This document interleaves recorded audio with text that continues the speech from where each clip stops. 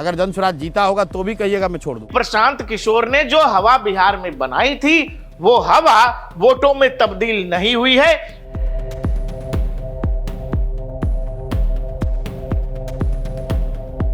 दावे वादे उन सब का बिहार के बिहारियों ने क्या हाल किया है। जिस तरह का एटीट्यूड इन्होंने लोगों को दिया वो ये बता गया कि प्रशांत बाबू तो अलग तरीके की राजनीति करने आए थे, लेकिन फिर ये भाषा की मर्यादा कहां चली गई। आप अच्छे रणनीतिकार हो सकते हैं, लेकिन क्या जनता नेता मान रही है? पॉलिटिकल भ्रूण हत्या कहिए कि जिस तरह की पॉलिटिकली इनकी कह लें 2% पे अटके हैं। नमस्कार, आप देख रहे हैं डीएनपी इंडिया, मैं हूं प्रकाश ललित। बिहार चुनाव नतीजों ने बहुत सारे जीरो दिए हैं। एक जीरो जो एक जमाने में आविष्कार हुआ, उसके बाद मौजूदा बिहार चुनाव नतीजों ने बहुत सारे जो जीरो दिए हैं, उनमें से एक बड़ा जीरो प्रशांत किशोर है। अब आप कहेंगे मैं वीआईपी वाले भाई साहब की बात क्यों नहीं कर रहा जो पहले ही उप मुख्यमंत्री बन गए थे, मैं उनकी बात क्यों नहीं कर रहा जो कह रहे थे कि देश में सबसे बड़ा मुद्दा वोट चोरी का है। नहीं, बात प्रशांत किशोर की इसीलिए की जानी चाहिए क्योंकि प्रशांत किशोर का दावा था कि बिहार की जनता और बिहार दोनों के सोच में बदलाव के साथ साथ वो बिहार की तकदीर बदलने आए हैं। और प्रशांत किशोर की चर्चा बिहार की राजनीति में तब से होने लगी जब बिहार में चुनाव प्रचार और चुनाव का ऐलान भी नहीं हुआ था। जब चुनाव का ऐलान नहीं हुआ था तब तो पूरे बिहार में प्रशांत किशोर की चर्चा थी, लेकिन जैसे ही बिहार चुनाव अपने शबाब की तरफ आगे बढ़ता चला गया, प्रशांत किशोर और उनकी पार्टी धीरे धीरे नेपथ्य में चली गई। हाल ये हुआ कि चुनाव आयोग के आंकड़े फिलहाल ये बता रहे हैं कि बिहार में प्रशांत किशोर को कुल 2% मत मिले। 2%। 239 उम्मीदवार उतारने वाले प्रशांत किशोर की पार्टी जनसुराज को कहीं से कोई उम्मीदवार जीतता हुआ फिलहाल नहीं दिखाई दे रहा है। मामला 0 से शुरू होकर 0 पे अटक गया है। 2% वोट बिहार में करीब 2% वोट तो लोगों ने नोटा को डाल दिया है। नोटा का मतलब हमको जहां कोई कैंडिडेट जिनको पसंद नहीं आया, लोगों ने जाके नोटा का बटन दबाया है। अब आप ये समझ लीजिए कि प्रशांत किशोर के दावे वादे उन सब का बिहार के बिहारियों ने क्या हाल किया है। आखिर ये सब क्यों हुआ? और इस हालत में वो प्रशांत किशोर जिन्होंने दावा किया कि अगर 25 विधायक मेरे हुए तो फिर मैं तो कोई मतलब नहीं है, 25 से या तो सरकार बनेगी और नहीं तो फिर कोई विधायकों का मतलब नहीं है।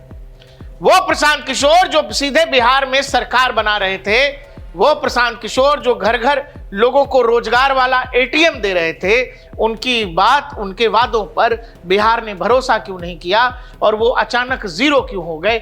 इसके अलग अलग कई कारण हैं। सबसे बड़ा कारण है हाल फिलहाल जो प्रशांत बाबू का जो एटीट्यूड था, वो एटीट्यूड जरा बिहारियों को नापसंद हो गया।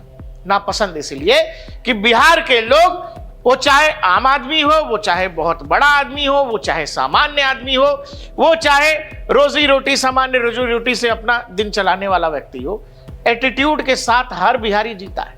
लेकिन प्रशांत किशोर जी उसी बिहारी को एटीट्यूड देने लगे। पत्रकार सवाल पूछे तो दिल्ली से गए हुए पत्रकार या पटना से गए हुए पत्रकार, प्रशांत किशोर कोई ऐसा पत्रकार नहीं होगा जिससे प्रशांत किशोर ने सीधे मुंह बात की होगी।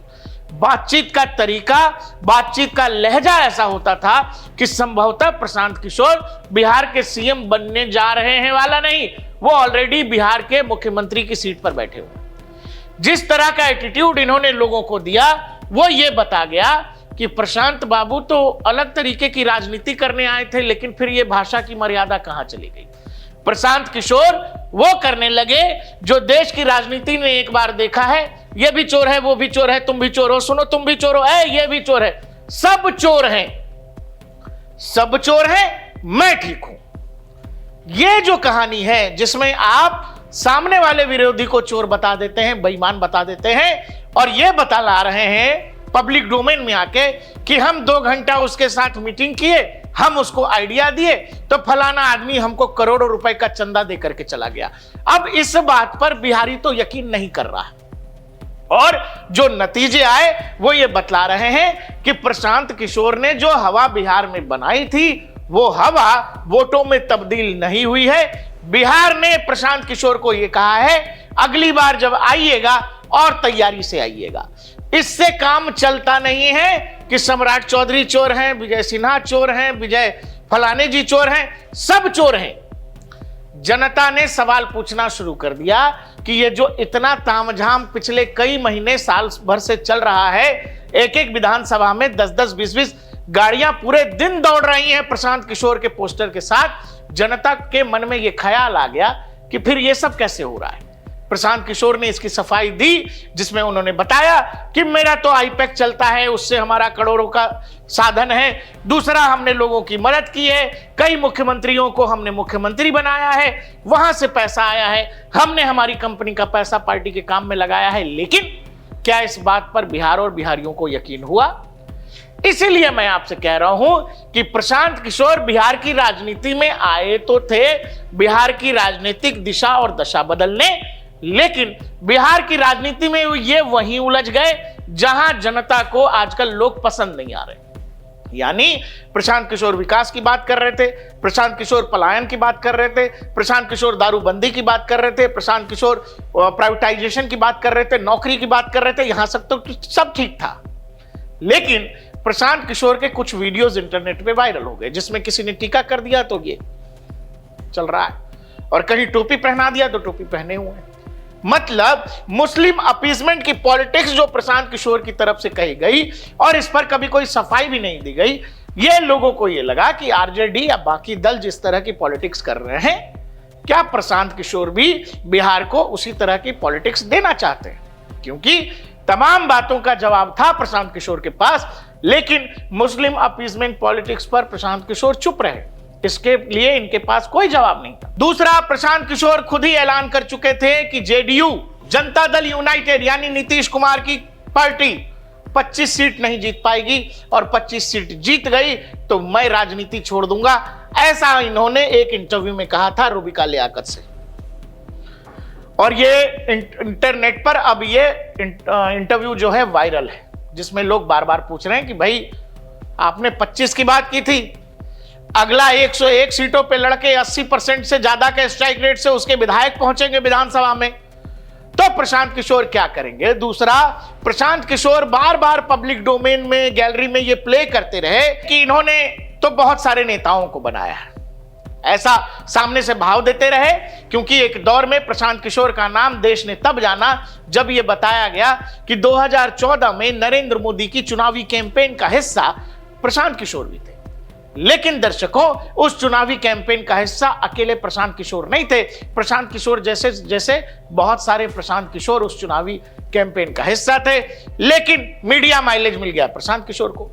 उसके बाद प्रशांत किशोर नहीं रहे। प्रशांत किशोर ममता बनर्जी, स्टालिन, अरविंद केजरीवाल, तमाम नेताओं के चुनावी कैंपेन में सहयोग करते रहे, और इसकी बदौलत वो पॉलिटिकल पार्टियां इनकी कंपनी को फंड देती रही। उसी फंड की बदौलत, उसी कंपनी के बदौलत, उसी सर्वे टीम की बदौलत राजनीति में उतरने का प्लान करने वाले प्रशांत किशोर बिहार में बुरी तरह फेल क्यों हो गए? फेल इसलिए हो गए कि आप अच्छे सलाहकार हो सकते हैं, आप अच्छे स्ट्रेटजिस्ट हो सकते हैं, आप अच्छे रणनीतिकार हो सकते हैं, लेकिन क्या जनता नेता मान रही है?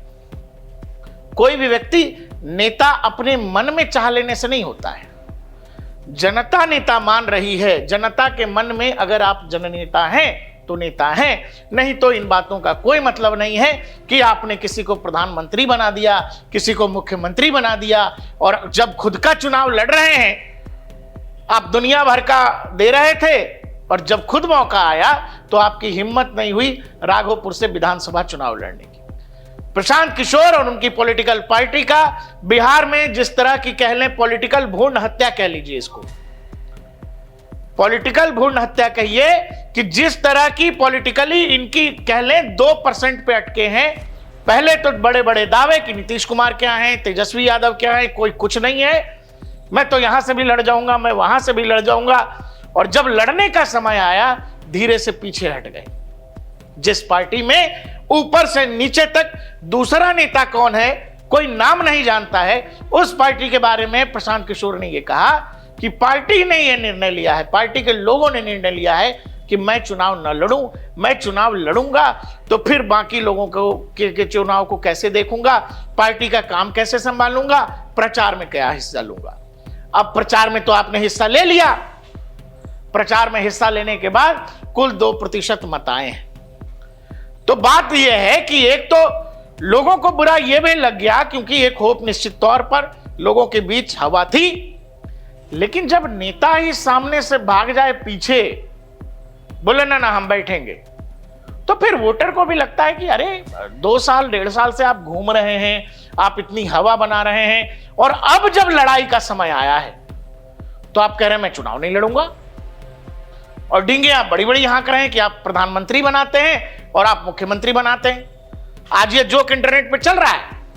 सबसे बड़ा जोक ये है कि लोगों ने लिखा है, जिसमें तेजेंद्र बग्गा हैं बीजेपी के नेता, उन्होंने कहा कि 2014 में नरेंद्र मोदी को प्रधानमंत्री प्रशांत किशोर ने बनाया था। लोग लिख रहे हैं, और लिख रहे हैं क्या, चुनावी नतीजे जो बता रहे हैं वो भी बहुत कुछ कहने को काफी है। यह तस्वीर आपको दिखाई दे रहा है, जिस समय गुजरात के सीएम हुआ करते थे उसी समय से प्रशांत किशोर मोदी की टीम के साथ जुड़े हुए थे। इसके अलावा बिहार विधानसभा चुनावों से जोड़कर प्रशांत किशोर के कुछ बयान इंटरनेट पर वायरल हो रहे हैं, जैसे अगर जेडीयू को 25 से ज्यादा सीटें मिली तो मैं राजनीति छोड़ दूंगा। सितंबर अक्टूबर में इन्होंने वही रूबिका लियाकत न्यूज 18 के इंटरव्यू में कहा। एनडीए की सरकार दोबारा नहीं बनेगी, नीतीश कुमार नवंबर 2025 के बाद सीएम नहीं होंगे, ये इन्होंने न्यूज 24 के जुलाई इंटरव्यू में कहा। इसके अलावा अगर जेडीयू को 25 से ज्यादा सीटें आई या नीतीश फिर सीएम बने तो मैं राजनीति को हमेशा के लिए छोड़ दूंगा, ये बात इन्होंने फिर से अक्टूबर 2025 में कही।